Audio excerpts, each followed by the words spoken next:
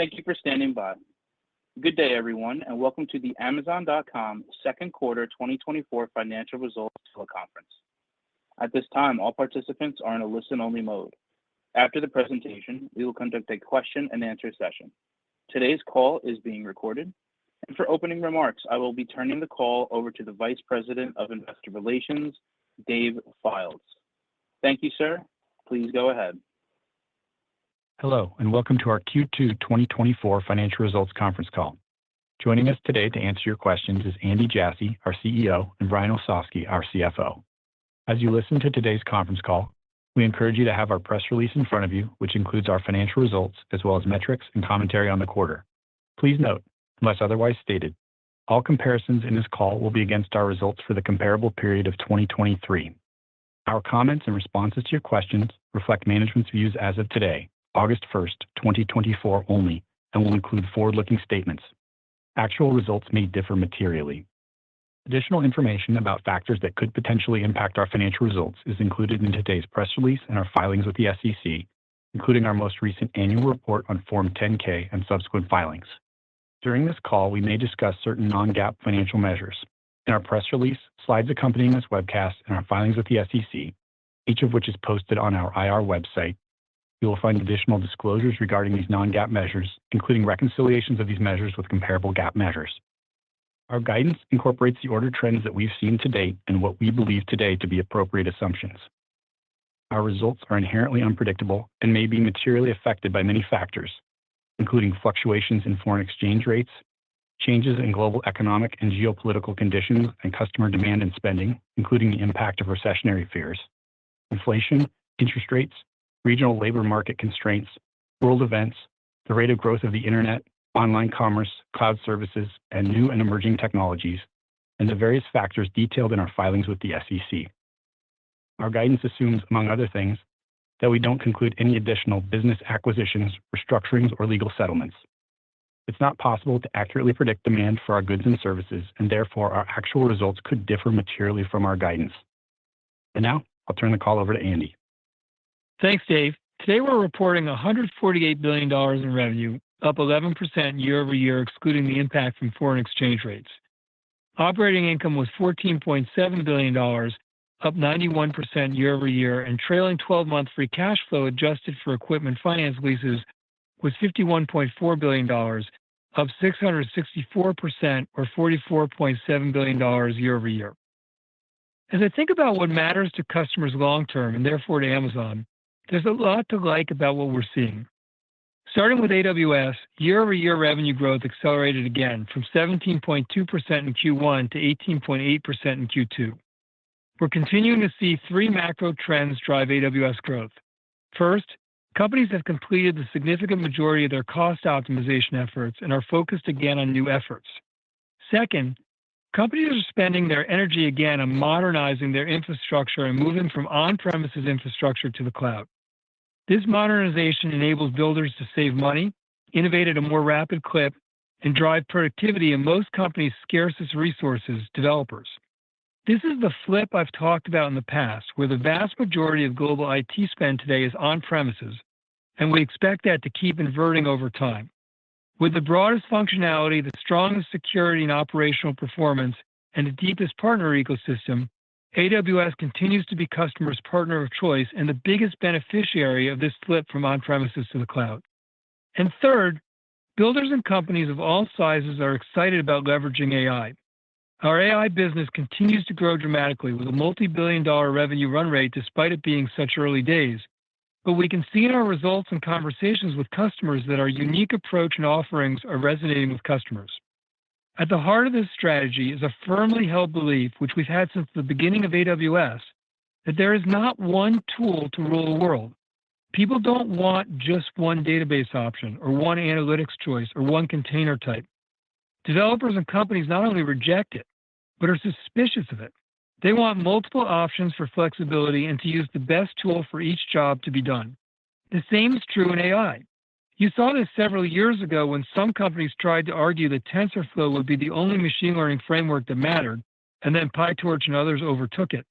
The same one model or one chip approach dominated the earliest moments of the generative AI boom, but we have a lot of data that suggests this is not what customers want here either. And our AWS team is determined to deliver choice and options for customers. You can see this philosophy in the primitive building blocks we're building at all three layers of the Gen AI stack. At the bottom layer, which is for those building generative AI models themselves, the cost to compute for training and inference is critical, especially as models get to scale. We have a deep partnership with NVIDIA and the broadest selection of NVIDIA instances available, but we've heard loud and clear from customers that they relish better price performance. It's why we've invested in our own custom silicon in Trainium for training and Inferentia for inference. And the second versions of those chips, with Trainium coming later this year, are very compelling on price performance. We are seeing significant demand for these chips. These model builders also desire services that make it much easier to manage the data, construct the models, experiment, deploy to production, and achieve high-quality performance, all while saving considerable time and money. That's what Amazon SageMaker does so well, including its most recently launched feature called HyperPods that changes the game in networking performance for large models. And we're increasingly seeing model builders standardize on SageMaker. While many teams will build their own models, lots of others will leverage somebody else's frontier model, customize it with their own data, and seek a service that provides broad model selection and great generative AI capabilities. This is what we think of as the middle layer, what Amazon Bedrock does, and why Bedrock has tens of thousands of companies using it already. Bedrock has the largest selection of models, the best generative AI capabilities in critical areas like model evaluation, guardrails, RAG, and agenting, and then makes it easy to switch between different model types and model sizes. Bedrock has recently added Anthropic's Claude 3.5 models, which are the best performing models on the planet, Meta's new Llama 3.1 models, and Mistral's new Large 2 models. And Llama's and Mistral's impressive performance benchmarks and open nature are quite compelling to our customers as well. At the application or top layer, we're continuing to see strong adoption of Amazon Q, the most capable generative AI-powered assistant for software development and to leverage your own data. Q has the highest known score on acceptance rate for code suggestions, but it does a lot more than provide code suggestions. It tests code, outperforms all other publicly benchmarkable competitors on catching security vulnerabilities, and leads all software development assistants on connecting multiple steps together and applying automatic action. It also saves development teams time and money on the muck nobody likes to talk about. For instance, when companies decide to upgrade from one version of a framework to another, it takes development teams many months, sometimes years, burning valuable opportunity costs and churning developers who hate this tedious, though important work. With Q's code transformation capabilities, Amazon has migrated over 30,000 Java JDK applications in a few months, saving the company $260 million and 4,500 developer years compared to what it would have otherwise cost. That's a game changer. And think about how this Q transformation capability might evolve to address other elusive but highly desired migrations. During the past 18 months, AWS has launched more than twice as many machine learning and generative AI features into general availability than all of the other major cloud providers combined. This team is cooking, but we're not close to being done adding capabilities for our customers.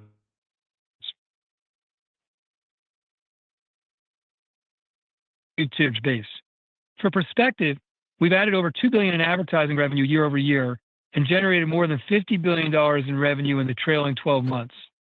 Sponsored ads drive the majority of our advertising revenue today, and we see further opportunity there. Even with this growth, it's important to realize we're at the very beginning of what's possible in our video advertising. In May, we made our first appearance at the upfronts, and we're encouraged by the agency and advertiser feedback on the differentiated value we offer across our content, reach, signals, and ad tech. With ads in Prime Video, the exciting opportunity for brands is the ability to directly connect advertising that's traditionally been focused on driving awareness, as is the case for TV, to a business outcome like product sales or subscription signups. We're able to do that through our measurement and ad tech so brands can continually improve the relevance and performance of their ads. While ads have become the norm in streaming video, we aim to have meaningfully fewer ads than linear TV and other streaming TV providers. And of course, for customers preferring an ad-free experience, we offer that option for an additional $2.99 a month. In our stores business, we saw growth of 9% year over year in the North America segment and 10% year over year in the international segment. A few notes on our North America revenue growth rate. First, last quarter's leap day added about 100 basis points of year-over-year growth. Second, we're seeing lower average selling prices, or ASPs, right now because customers continue to trade down on price when they can. More discretionary higher-ticket items like computers or electronics or TVs are growing faster for us than what we see elsewhere in the industry, but more slowly than we see in a more robust economy. And our continued faster delivery speed is earning us more of our customers' everyday essentials business. Third, our seller fees are a little lower than expected given the behavior changes we've seen from our latest fee changes. While some of these issues compress short-term revenue, we generally like these trends. While consumers are being careful on price, our North America unit growth is meaningfully outpacing our sales growth as our continued work on selection, low prices, and delivery is resonating. So far this year, our speed of delivery for Prime customers has been faster than ever before, with more than 5 billion units arriving the same day or next day. As more customers experience our fast delivery, they look to Amazon for more of their shopping needs, and the continued acceleration of our everyday essentials business is an example of this phenomenon. On seller fees, lowering apparel fees has spurred substantial year-over-year unit growth in apparel. And the incentive we've given sellers to send their items to multiple Amazon inbound facilities so they can save money where they save us effort and money is getting more traction than we'd even hoped. These collective developments will benefit customers in the form of better selection, lower prices, and faster delivery speed. There's no shortage of ideas aimed at improving the experience for stores customers. For instance, we're adding even more value to Prime, recently introducing free restaurant delivery in many of our geos, expanding Amazon's Pharmacy RX Pass to Medicare members. This is a benefit that gives subscribers all-you-can-consume access to the most common generic medications for just $5 a month, and offering a grocery subscription to help save on grocery items when shopping our US and UK fresh stores. As we pursue these initiatives, we remain focused on lowering our cost to serve. We have a number of opportunities to further reduce costs, including expanding our use of automation and robotics, further building out our same-day facility network, and regionalizing our inbound network. With more optimal inbound inventory placement, we expect to enable faster speeds, consolidate more orders in one box, and reduce inventory transfers once items reach a fulfillment center. These cost improvements won't happen in one quarter or one fell swoop. They take technology and process innovation with a lot of outstanding execution, but we see a path to continuing to lower our cost to serve, which, as we've discussed in the past, has very meaningful value for customers in our business. As we lower our cost to serve, we can add more low ASP selection that we can support economically, which, coupled with our fast delivery, puts Amazon in the consideration set for increasingly more shopping needs for customers. A few other comments about areas in which we're investing. We remain very bullish on the medium to long-term impact of AI in every business we know and can imagine. The progress may not be one straight line for companies. Generative AI especially is quite iterative, and companies have to build muscle around the best way to solve actual customer problems. But we see so much potential to change customer experiences. We see it in how our generative AI-powered shopping assistant, Rufus, is helping customers make better shopping decisions. We see it in how our AI features that allow customers to simulate trying apparel items are changing the buying experience. We see it in how our generative AI listing tool is enabling sellers to create new selection with a line or two of text versus the many forms previously required. We see it in our fulfillment centers across North America, where we're rolling out Project Private Investigator, which uses a combination of generative AI and computer vision to uncover defects before products reach customers. We see it in how our generative AI is helping our customers discover new music and video. We see it in how it's making Alexa smarter. And we see it in how our custom silicon and services like SageMaker and Bedrock are helping both our internal teams and many thousands of external companies reinvent their customer experiences and businesses. We are investing a lot across the board in AI, and we'll keep doing so as we like what we're seeing and what we see ahead of us. We also continue to like the progress in Prime Video. Our storytelling is resonating with our hundreds of millions of monthly viewers worldwide, and the 62 Emmy nominations Amazon MGM Studios recently received is another supporting data point. We recently debuted titles like Fallout, the second most watched original title ever for Prime Video, The Idea of You, which attracted nearly 50 million viewers worldwide in the first 2 weeks on Prime Video, and Season 4 of The Boys, which reached #1 on Prime Video in 165 countries in its opening 2 weeks. And we continue to see momentum in live sports. We recently announced 11-year landmark deals with the NBA and the WNBA. When combined with our original films and shows, partner streaming services, licensed content, and rent-or-buy titles, Prime Video continues to evolve into the best destination for streaming video. And for Project Kuiper, our low Earth orbit satellite constellation, we're accelerating satellite manufacturing at our facility in Kirkland, Washington. We've announced a distribution agreement with Vrio, who distributes DirecTV Latin America and Sky Brazil, to offer Project Kuiper's satellite broadband network to residential customers across 7 countries in South America. And we continue to field significant demand for the service from enterprise and government entities. We expect to start shipping production satellites late this year and continue to believe this could be a very large business for us. I could go on, but we'll stop here. There's a lot to feel optimistic about over the next several years, and the team collectively remains focused on continuing to invent and deliver for our customers in the business. With that, I'll turn it over to Brian for a financial update. Thanks, Andy. Let's start with our top-line financial results. Worldwide revenue was $148 billion, an 11% increase year over year, excluding the impact of foreign exchange. This equates to a $1 billion headwind from foreign exchange in the quarter, which is about $300 million higher than we'd anticipated in our Q2 guidance range. Worldwide operating income nearly doubled year over year to $14.7 billion, which was $700 million above the high end of our guidance range.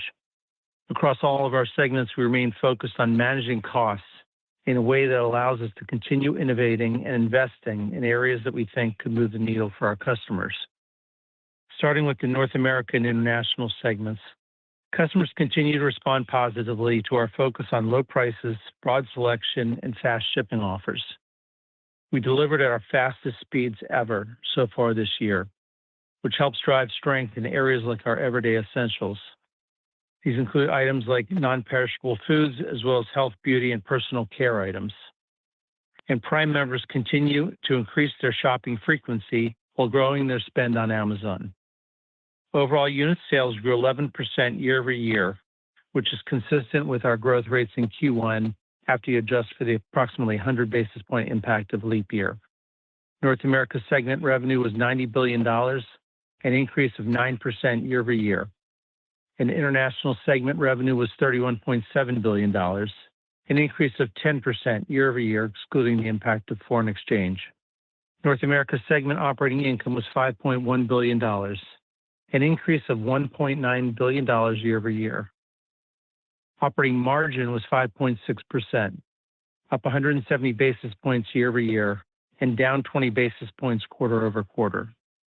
If we look at profitability of the core North America stores business, we actually improved our margin again quarter over quarter in Q2. The overall North America segment operating margin decreased slightly due to increased Q2 spend in some of our investment areas, including Kuiper, where we're starting to manufacture satellites we'll launch into space in Q4. We saw improvements in our cost to serve, driven by our efforts to place inventory more regionally, closer to where our customers are. This resulted in more consolidated shipments with higher units per box shipped. We also saw packages traveling shorter distances to customers, and this also led to better on-road productivity in our transportation network. Our international segment was profitable again in Q2, with operating income of $300 million, an improvement of $1.2 billion year over year. Operating margin was 0.9%, up 390 basis points year over year. This increase is primarily driven by our established countries as we improve our cost structure with better inventory placement and more consolidated shipments. Additionally, our emerging countries continue to expand their customer offerings, leverage their cost structure, and invest in expanding Prime benefits. We are pleased with the overall progress of these countries as they make strides on their respective paths to profitability. Advertising remains an important contributor to profitability in the North America and international segments, and we saw strong growth on an increasingly larger revenue base this quarter.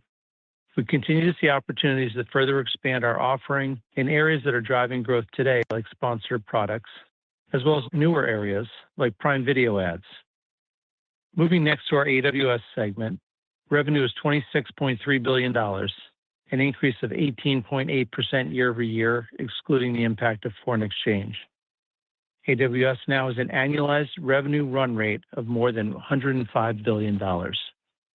During the second quarter, we saw continued growth across both generative AI and non-generative AI workloads. We saw companies turn their attention to newer initiatives, bring more workloads to the cloud, restart or accelerate existing migrations from on-premises to the cloud, and tap into the power of generative AI. AWS operating income was $9.3 billion, an increase of $4 billion year over year. It's driven by our continued focus on cost control, including a measured pace of hiring. Additionally, AWS operating margin includes an approximately 200 basis point favorable impact from the change in the estimated useful life of our servers that we instituted in Q1. As we've long said, we expect AWS operating margins to fluctuate over time, driven in part by the level of investments we're making at any point in time. We remain focused on driving efficiencies across the business, which enables us to invest to support the strong growth we're seeing in AWS, including generative AI. Now let's turn our attention to capital investments. As a reminder, we define these as a combination of CapEx plus equipment finance leases. For the first half of the year, CapEx was $30.5 billion.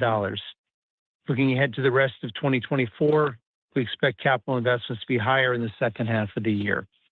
The majority of the spend will be to support the growing need for AWS infrastructure as we continue to see strong demand in both generative AI and our non-generative AI workloads. For the third quarter, specifically, I'd highlight a few seasonal factors to keep in mind. First, we hosted another successful Prime Day in mid-July. It was our 10th Prime Day and was our largest ever. Prime members globally saved billions of dollars on deals across every product category. From a profitability perspective, we've historically seen a headwind to operating margin in Q3, driven by Prime Day deals, as well as the marketing spend surrounding the event. Additionally, in Q3, we also begin to ramp up our capacity to handle Q4 holiday volumes in our fulfillment network. And lastly, we expect an increase in digital content costs quarter over quarter from the return of our NFL Thursday Night Football. We remain heads down, focused on driving a better customer experience. We believe putting customers first is the only reliable way to create lasting value for our shareholders. With that, let's move on to your questions. At this time, we will now open the call up for questions. We ask each caller to please limit yourself to one question. If you would like to ask a question, please press star one on your keypad. We ask that when you pose your question, you pick up your handsets to provide optimum sound quality. Once again, to initiate a question, please press star, then one on your touch-tone telephone at this time. Please hold while we poll for questions.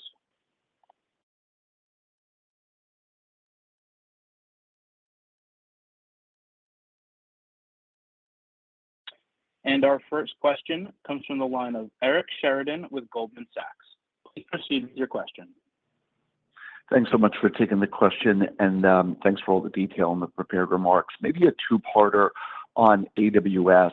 There's been a theme during the last couple of weeks of earnings of the potential to overinvest as opposed to underinvest in AI as a broad theme.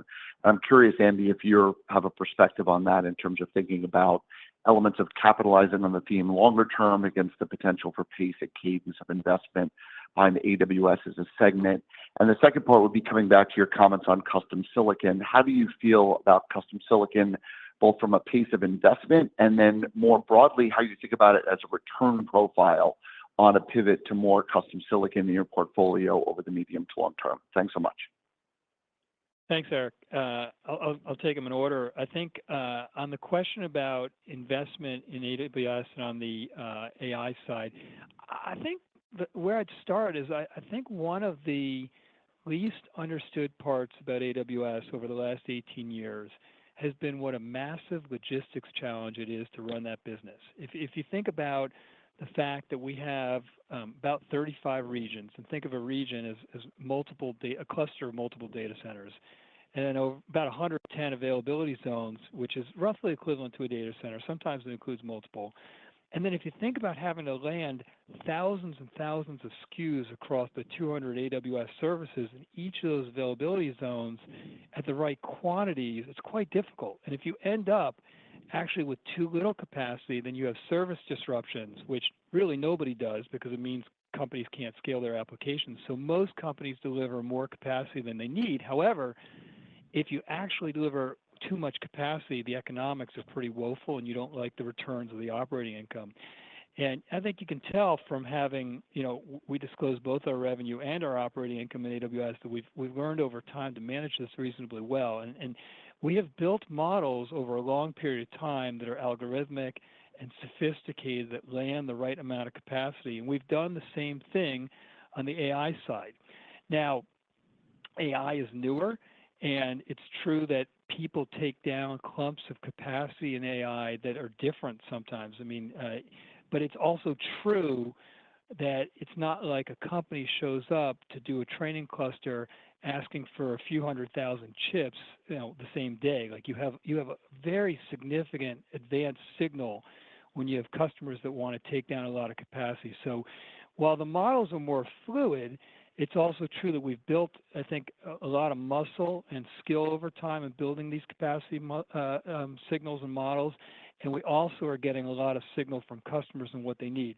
I think that it's, the reality right now is that while we're investing a significant amount in the AI space and in infrastructure, we would like to have more capacity than we already have today. We have a lot of demand right now, and I think it's going to be a very, very large business for us. On the custom silicon point, it's really interesting what's happened here, and it's also our strategy and approach here has been informed by running AWS for 18 years. When we started AWS, we had and still have a very deep partnership with Intel on the generalized CPU space. But what we found from customers is that when you find an offering that is really high value for you and high return, you don't actually spend less, even though you're spending less per unit.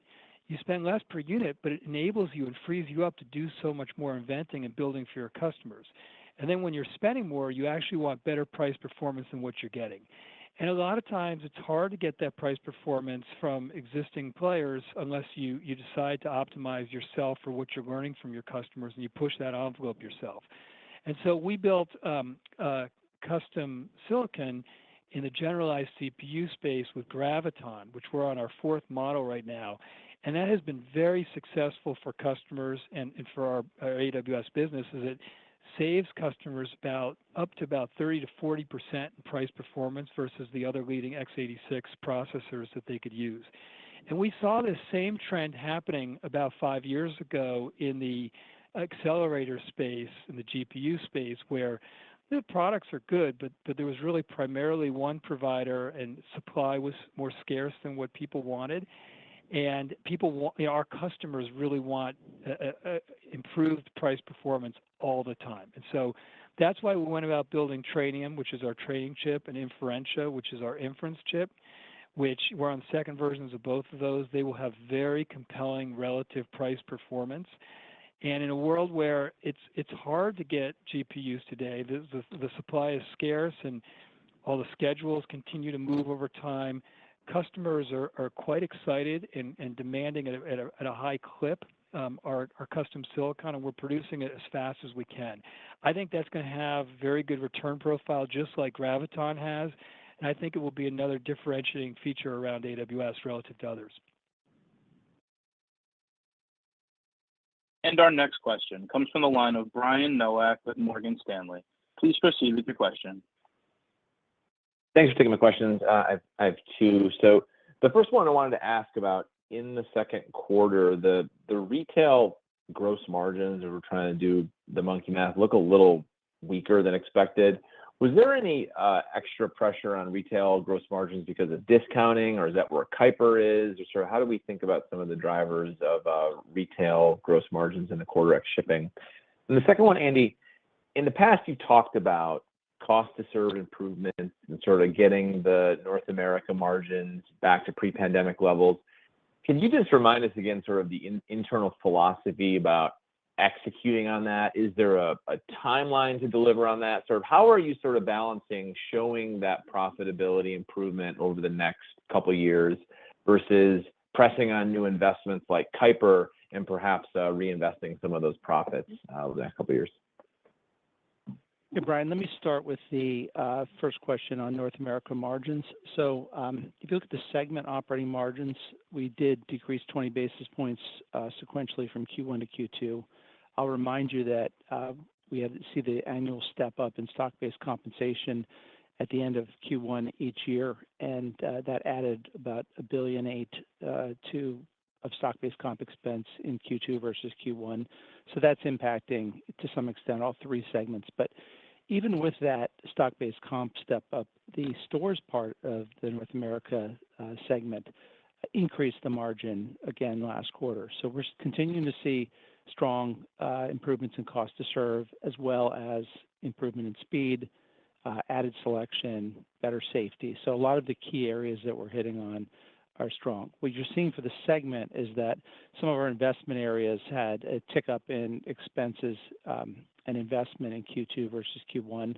That's not unheard of. Q1 is usually the lightest investment quarter. Things like Prime Video and devices have less, investment going on in those quarters. But the one thing I'd point out, I think we mentioned it, is Kuiper is stepping up a bit in Q2 versus Q1 as we start to build satellites that will launch in Q3 and Q4 this year. On your second question, Brian, I continue and the team continues to believe that we have the opportunity to expand the margin in our stores business. And, as I've said on a number of the calls that we've done, it's not going to happen in one quarter. It's not going to happen in one fell swoop. It's going to take work over a long period of time.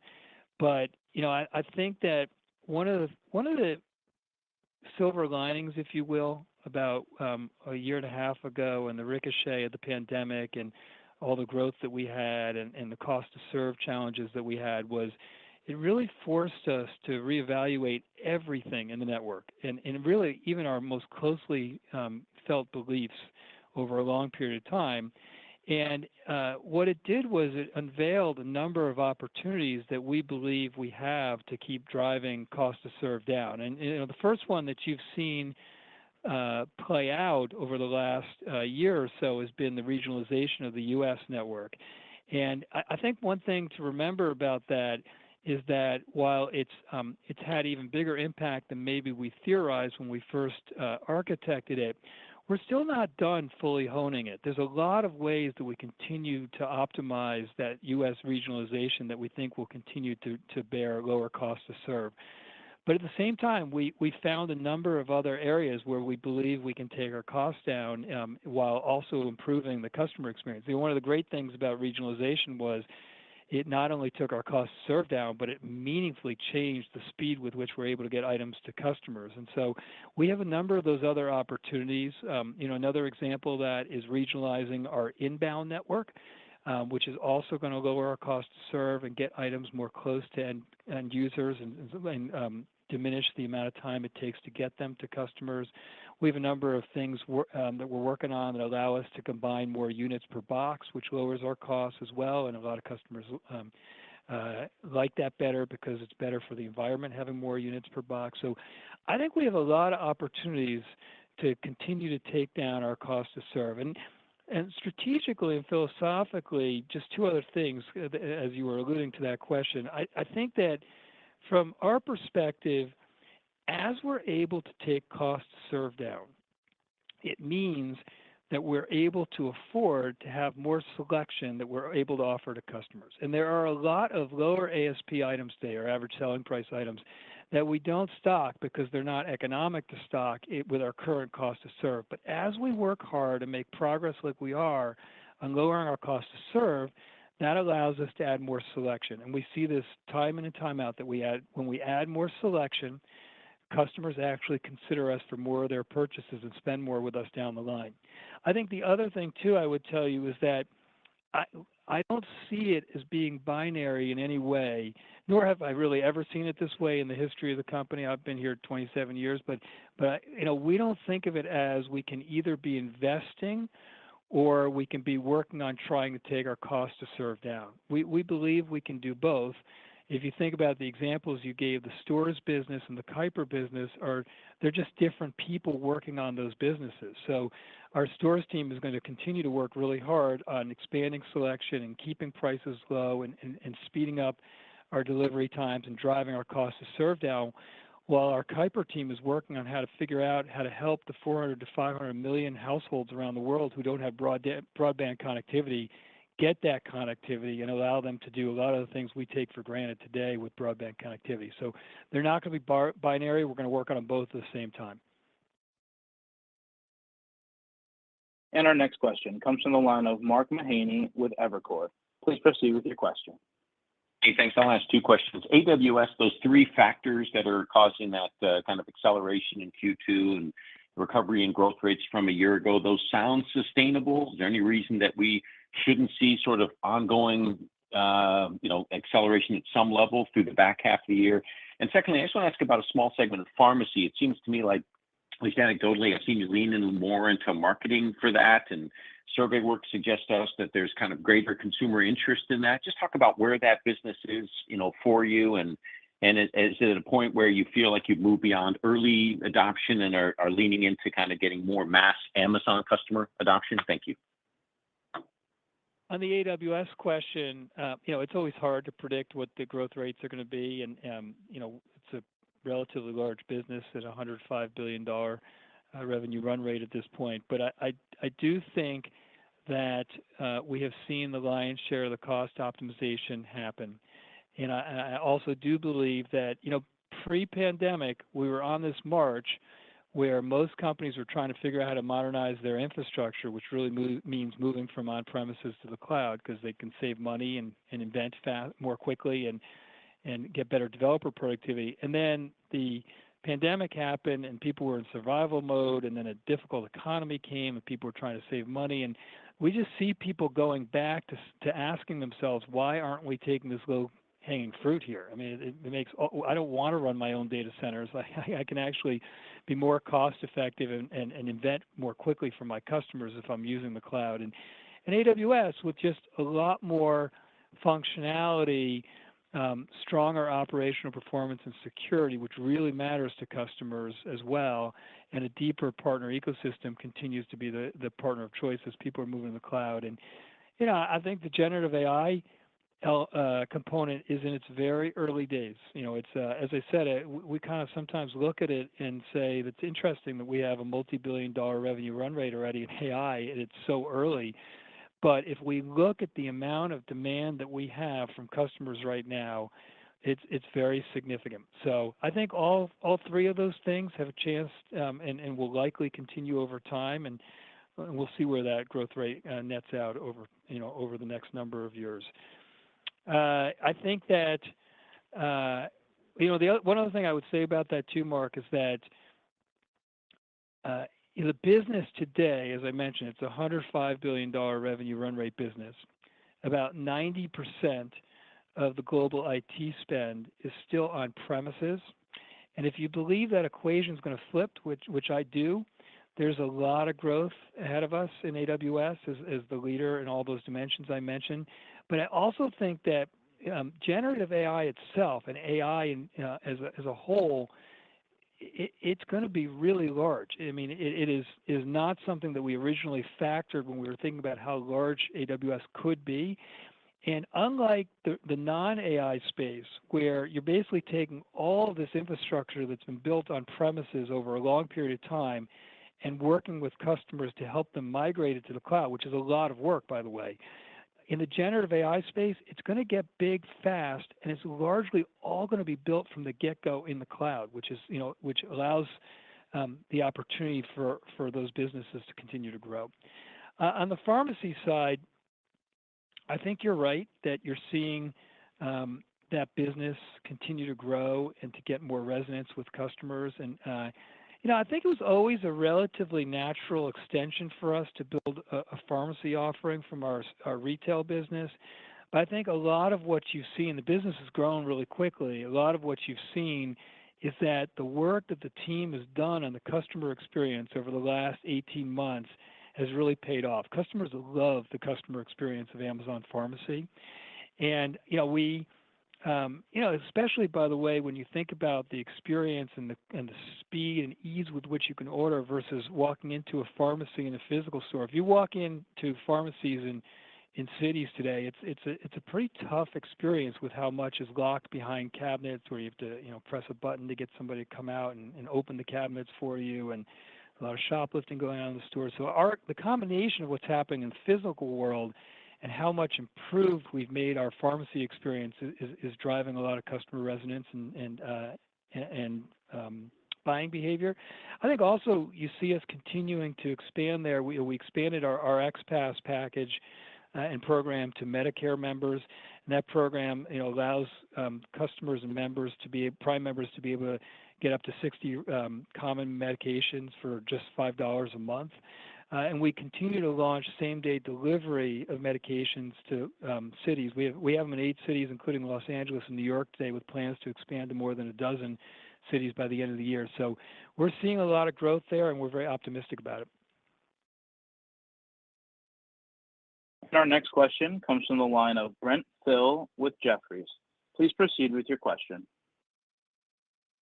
On AWS, I'm curious if you had a backlog number you could share for the quarter. And I guess, Andy, when you think about getting the data estate ready, I know AI today is early, but when you see most of these companies are having to move to public cloud, are you seeing a step up and a return to workloads moving to get ready for this data estate, even if they're not ready to adopt AI?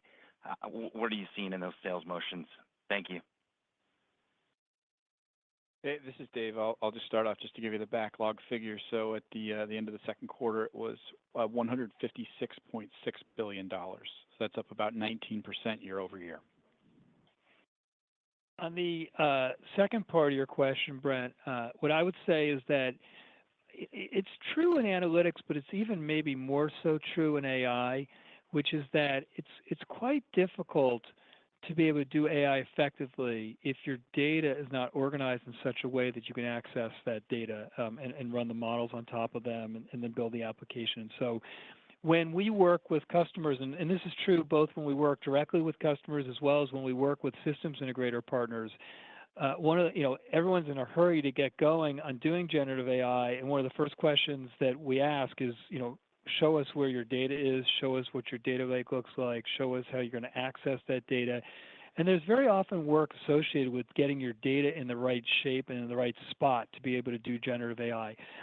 Fortunately, because so many companies have done the work to move to the cloud, there's a number of companies who are ready to take advantage of AI, and that's where we've seen a lot of the growth. But also it's worth remembering that again, remember the 90% of the global IT spend being on premises. There are a lot of companies who have yet to move to the cloud who will, and the ability to use AI more effectively is going to be one of the many drivers in doing so for them. And the next question comes from the line of John Blackledge with TD Cowen. Please proceed with your question. Great. 2 questions. First, the AWS op income margins were strong, again, mid 30% area. Just kind of what were the key drivers and how should we think about AWS margins in the back half of the year? And then the international op income margin stepped down a bit, Q over Q. Just curious about that. Thank you. Yes, thank you, John. Let me start with AWS profitability. So yes, the margin is in the mid-30s% range in Q2. It's up from the mid-20% range last year. So you're seeing the impact of a number of cost reductions that we've made and efficiencies we've driven in the business. There's also an adjustment that we made to the useful life of servers that happened in Q1. We talked about last quarter. That contributed about 200 basis points of margin year over year. So we continue to work on the cost structure. But again, as we said in the past, the operating margin will fluctuate. It'll be lumpy quarter to quarter. We continue to work to build new products that attract new customers and work on our efficiencies. Second question was? International segment margin. This is Dave. Just real quick on that. You mentioned we're at about $300 million profit for the quarter. That is up about 390 basis points year on year from a margin perspective. And as we talked about in the past, there's a number of countries at different stages of existence and maturity there. And so I think you're seeing continued progress, certainly on a year-over-year basis, with both our established countries, so the UK, Germany, and Japan, in particular, being sizable contributors to that business. Continued improvement and build out there, similar to the factors we talked about with the U.S., focused on operational efficiency while expanding the customer experience. And then in the emerging countries, as we've said, over the past several quarters, we launched about 10 countries over the last 7 years, really focused on, again, expanding that customer experience, building out the Prime member benefits while building scalable solutions for customers. And so I think in both that established and emerging areas, seeing good progress year over year and working for further improvement there. And our final question will come from the line of Doug Anmuth with JP Morgan. Please proceed with your question. Thanks for taking the questions. You had factored in some macro and discretionary pressures into your 2Q guide, especially in Europe, and I think you called out computers, electronics, and maybe TVs in 2Q as well. I'm just curious, were the macro trends generally as you expected, or did you see softening through the quarter, and kind of how does that influence your 3Q outlook? And then separately, Brian, can you help us quantify the incremental investment around Kuiper that you talked about? Thanks. Yeah, sure. Thank you, Doug. The macro factors, if I step back, I think Andy discussed it earlier as well. We're seeing a lot of the same consumer trends that we have been talking about for the last year. Consumers being careful with their spend, trading down, looking for lower ASP products, looking for deals. That continued into Q2, and we expect it to continue into Q3. We're seeing signs of it continuing in Q3. The difference in Q2 was that, again, we had very strong unit volume growth. We actually slightly accelerated when you adjust for leap year in North America unit growth in Q2. So the drop in revenue growth sequentially was tied to ASP and both continuation of existing trends, but also, as we talked about, growth in our everyday essentials business and categories. So while we think we are selling a number of higher ticket items, certainly and holding up well in the market itself, it's certainly not as strong as it's been in a normalized economy. And so lower ASP products are more the mix right now, and we like that because, again, our speed allows us to deliver, especially everyday essentials, quickly, and we like being in the consideration set for consumers on those items. We're not going to quantify Kuiper today, but thank you for your question. And thanks for joining us today on the call and for your questions. A replay will be available on our investor relations website for at least 3 months. We appreciate your interest in Amazon and look forward to talking with you again next quarter.